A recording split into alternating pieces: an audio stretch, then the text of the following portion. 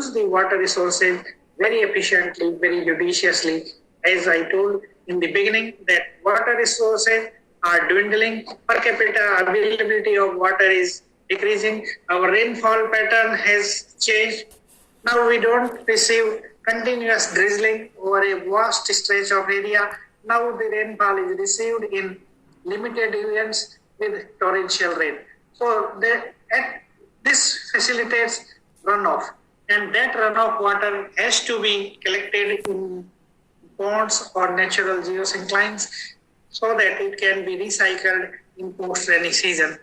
And it is more so under Indian situation where monsoon is limited. The ultimate source of rain is monsoon.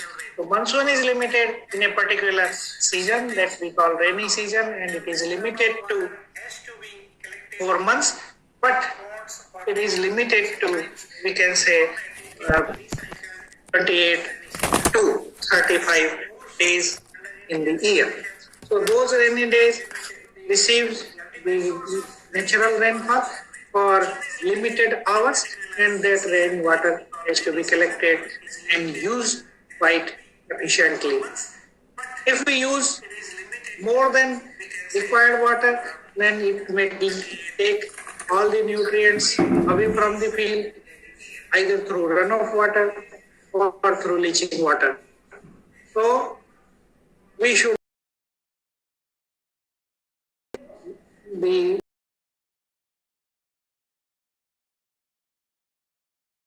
is there in agriculture to ensure efficient use of rainwater or the water. And water management, mathematical science, we can plan the water use, we can say the water, we can prepare water budget, and according to the budget, we can spend the water. For example, when to, how to irrigate, how much to irrigate are the principles of irrigation management or water management. Then we have exploited our groundwater resources in the past few decades. That is not a healthy practice. Our groundwater has either depleted or it has become quite saline or brackish water. So under that situation, we can go for judicious mix, what we call consumptive use of water. Research work has guided us that how much of the brackish water to be mixed with the fresh water or the rainwater, and that is safe, that can be used for a particular type of crop or cropping system. Then reduce greenhouse gases footprint in production system.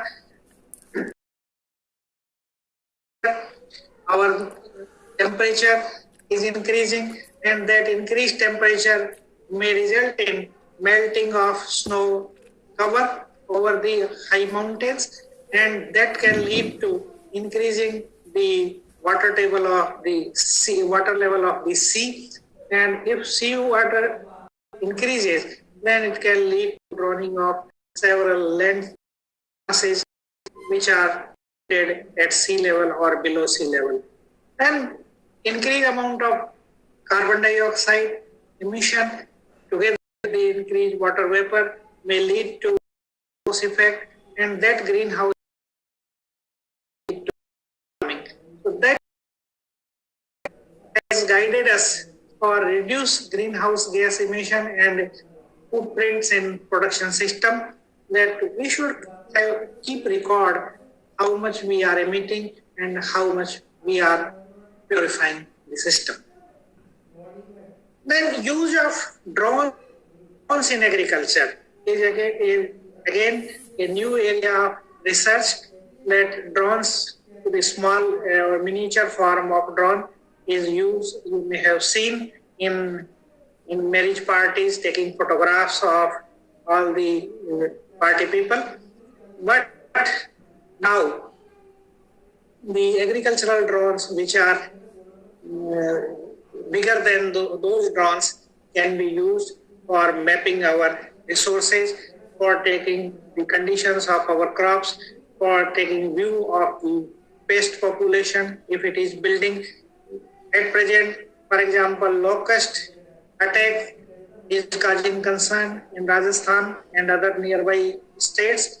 So that can be effectively controlled by using drones.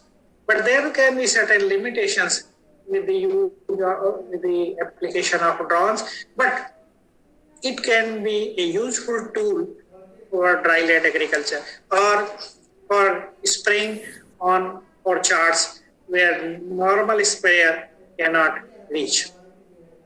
Then fisheries is another field, and where we can use the remote sensing technique, we can use the drone technique, and we have improved the fish cultivation in India, and there is still scope for a lot of improvement.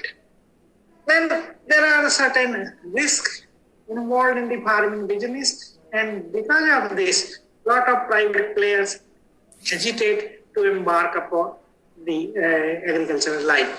There can be certain biological risk, there can be certain financial risk because of the environment, risk because of the price fluctuation, risk because of the climate change. So all these risks have to be minimized with the use of our latest know-how. Then, what is the future thrust? Means there are the lot of areas to be done, but we can take up research activities in a phased manner. So future thrust involves on climate smart agriculture, reducing post-harvest losses, processing, value addition, site-specific nutrient management, or otherwise known as precision farming. Then we should go for less water requiring crops and even less water requiring varieties. Then we should go for farming systems that require less inputs in comparison to the traditional farming systems. Then integration holds the key, be it integrated pest management, be it integrated water management, integrated weed resource management, integrated nutrient management, and bioinformatics is another field which is attracting interest of the farmers and interest of the scientists. Then organic farming, diversification of crops, genetic engineering crops, biotech, all these are the future areas of thrust, or we may say recent trends in agriculture. Now, we should move from green revolution to rainbow revolution, means Indradhanusi Kranti, means the revolution in every sphere of agriculture, including allied activities. Now, what's the way forward? The path for future trend in agriculture research should move through three strong commitments: increasing household incomes and enhancing food and nutritional security, protecting the environment, and close cooperation with the for sustainable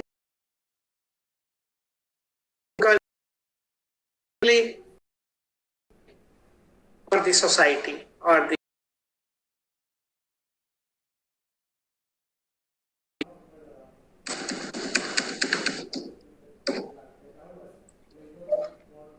Thank you so much, Professor. It was a very engaging conversation. Very, very precisely. Hello. I would request the organizers to kindly invite the questions and throw the question. Great, sir. So that's what I was, about to request you. That this was a very engaging conversation, and very precisely what about the much relevant facts of agri-sciences in India and the way forward, of course. Pertaining to the subject of conversation, we have a couple of queries coming up from multiple platforms. So I'll one by one read out these queries. The very first query and the question is coming up by Mr. Anil to the platform of Facebook Live. His question is, how can we encourage farmers to adopt sustainable agriculture? True.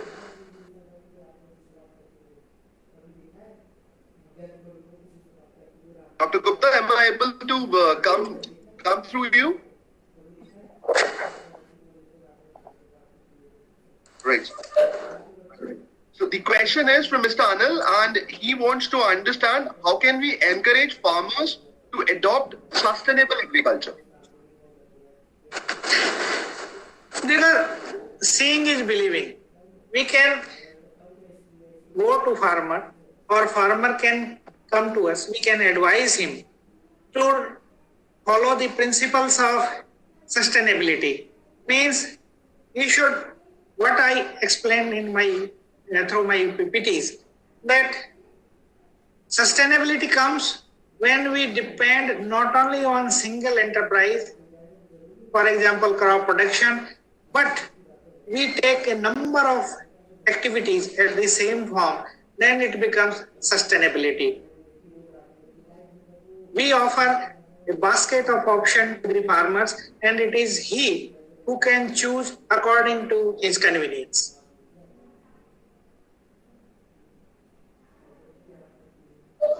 Thank you, sir. The next question is coming up from Mr. Vivek.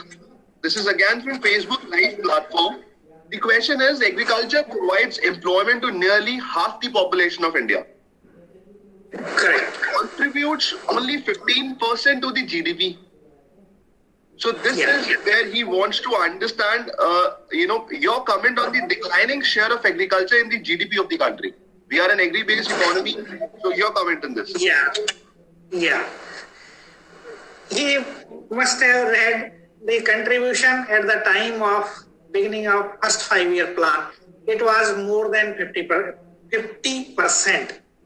But in absolute terms, it goes to lakhs of crores of rupees, which was quite little in the year 1950-51.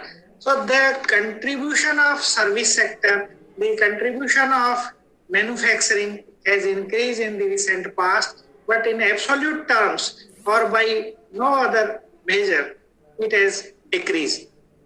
It is relative percent, it is a relative share of agriculture, which is 15%. Is it clear now? I'm sure this is coming out to be very clear to the person who have raised the query. The next question comes up from Mr. Deepak. The question is, what areas of agricultural research you think has become or to be taken on the priority under this current COVID-19 scenario? For example, use of apps, that farmers can make best use of apps for arranging their inputs, for knowing the advanced weather scenario, for taking decisions with regard to sowing, taking decisions with regard to interculture operations, or finally the harvest, transportation of his harvested produce, marketing, finding out the mandis, and knowing information about the warehouse facilities. So these use of apps, different apps, for example, Kisan Rath is there, Kisan Sabha is there, Kisan Suvidha is there, and so on, that can give best information to the farmers. And this Android phone is not a luxury item these days. I think most of our farmers have the smartphone and they can download the app and get this information. Thank you. I'm sure, sir, that justifies the query by Mr. Deepak. We have a question coming from the Dean of Agriculture of the Department, Agriculture Department, Vivekananda Global University, Dharmura, sir. On behalf of students, or rather for the betterment or the better understanding of students, Dharmura sir put up a question for maximum fertilizer use efficiency, separation between seed and fertilizer you recommend for most of the crops in light soil, vertical or horizontal? Yeah, it's vertical, sir. At least 2-inch difference between the seed and fertilizer placement is necessary so that when fertilizer comes in contact with the soil water, it gives rise to soil solution, and soil solution should not be of hypotonic nature so that it will extract moisture from the seed. Rather, it should facilitate soaking of soil moisture from the nearby soil particles, so it germinates quickly. And when plumule grows, radical gets the nutrient solution from the fertilizer placed below it. Thank you, sir, for making us explain and understand this. This was indeed an important point to be understood by the students. We have a question coming here from the viewer on YouTube live platform. The question is by Mr. Arun. He wants to understand, is greenhouse safe for sustainable farming? Yeah, greenhouse means protected cultivation, where we can control the factors of production like physical factors, like temperature, like humidity, like solar radiation. Everything is under control, and we can take advantage of all those and improve. A rapid fire, any question, and you are just there. Sir. Thank you. I mean, this is called experience. This is called decades of experience. One more question on behalf of. Welcome. Is QTL mapping one of the recent trends in plant breeding programs? Is QTL mapping? In your opinion, is it paying or is it just a fancy? My subsequent speaker, Dr. N.K. Gupta, he will address in detail about this. All right, thank you, sir. Thank you for letting us towards the next session too. One last definitely have is we understand well. And last question from Mr. V. On this WebEx platform, the planting of eucalyptus in these states. Yeah, actually, eucalyptus leaves, they have some negative effect on soil health. So we never recommended eucalyptus to be grown on cultivated fields or around cultivated fields. Actually, eucalyptus was introduced to plant on the borders of our canals, where it can grow very quickly and it can give binding effect. It can act as a shelter belt or windbreak for the cold and heat waves. So we never recommended eucalyptus for the cultivated lands. Then tulsi is a medicinal plant, and in COVID periods, the people have started taking tulsi leaves, haldi, and all our traditional spices for strengthening their immune system.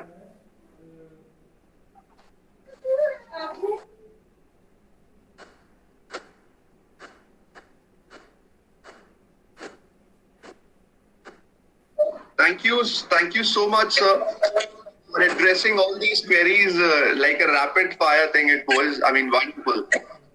Now, bringing us to the end of this session, I would request the backend team to please roll through the slide for e-movement to be presented as a token of gratitude to Dr. Gupta. So, on behalf of Vivekananda Global University, most humbly, I request you to please accept this.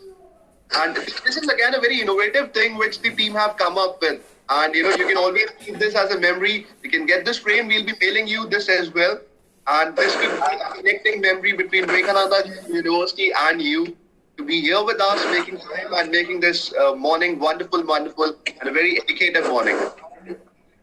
Thank you, sir. Thank you on behalf of everyone. Thank you. Also, one thing I would like to understand from you, sir. Just because this had just recently came across to us, Is it also your first online webinar, or you have been doing it frequently these days? Yeah, I have been doing quite often these days. Wow, wow, wonderful, wonderful.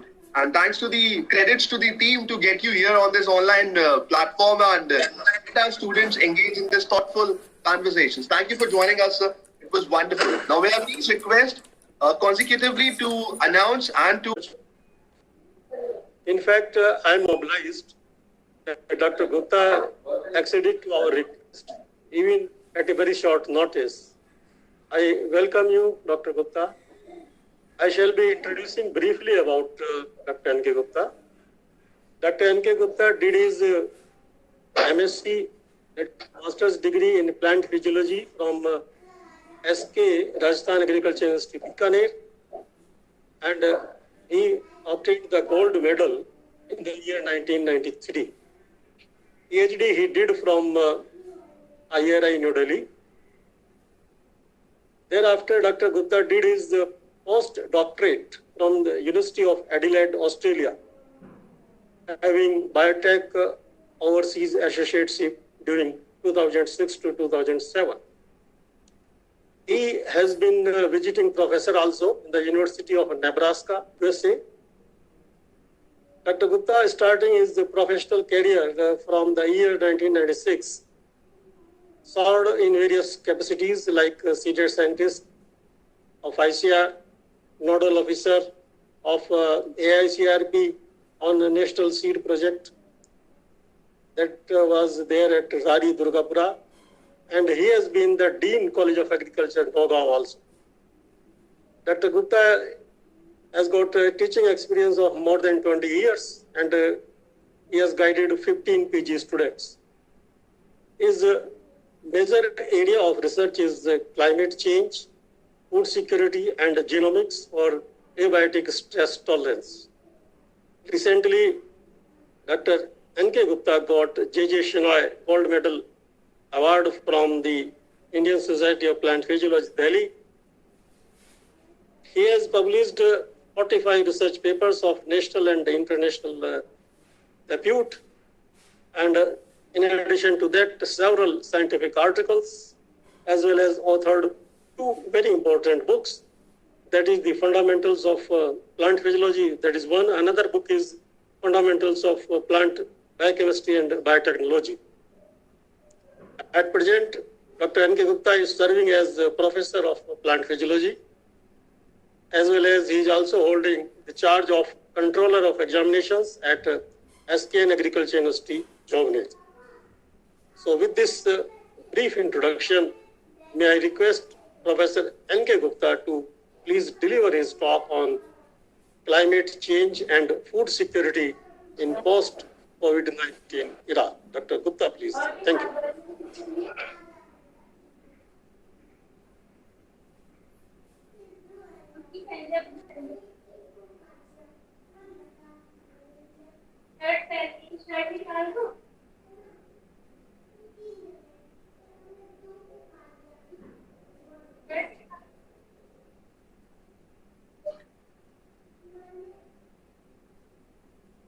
I guess Dr. N.K. Gupta sir's mic is off. Can I request the tech team to please switch on his mic?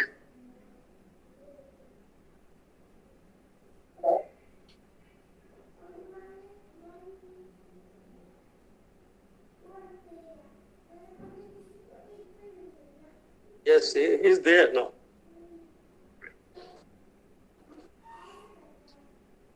Dr. Gupta is there. Sir, your mic is on. You can speak, please.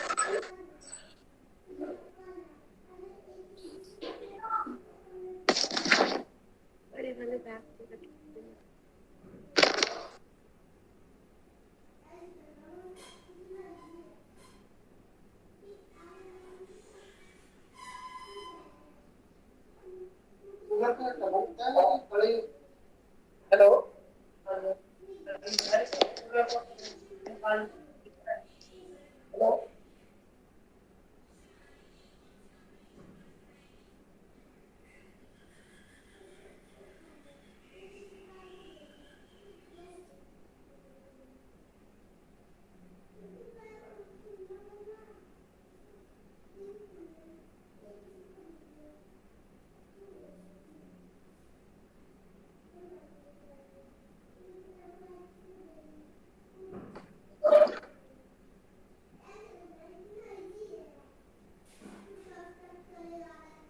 Sir आपकी आवाज आ रही है. We can hear you.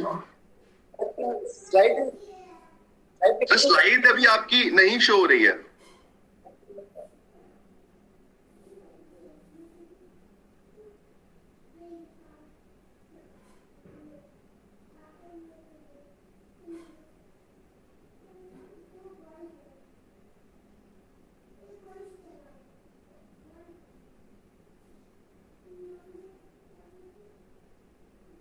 Dr. N.K. Gupta ji, we could hear you, but your slides are not seen.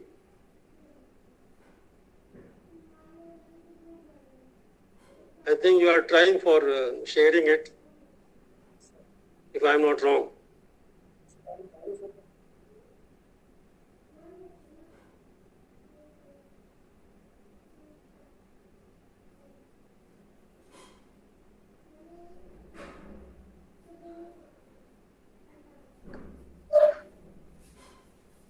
Sir आपके end से screen sharing start हो गया है, but I guess the window is coming blank. So I would request अगर आप reshare करेंगे एक बार क्लोज करेंगे.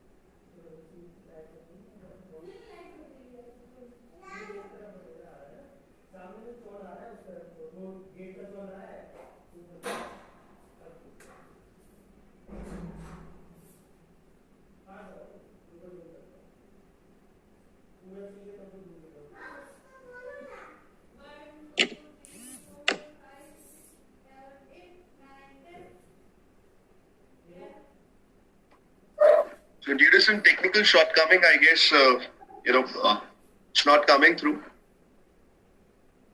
So there are always a little challenges of being online.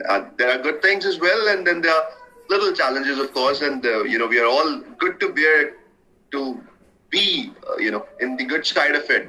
Little challenges are all right. So the tech team to please play in these slides, which play in the introductory slide.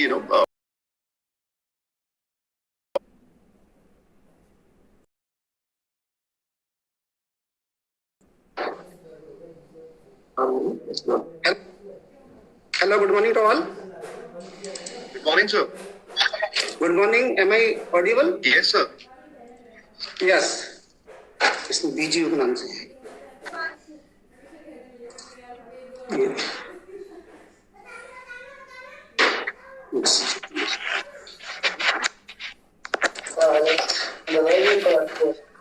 Hello.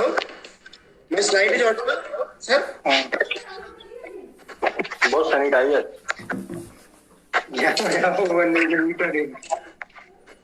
तो south बामा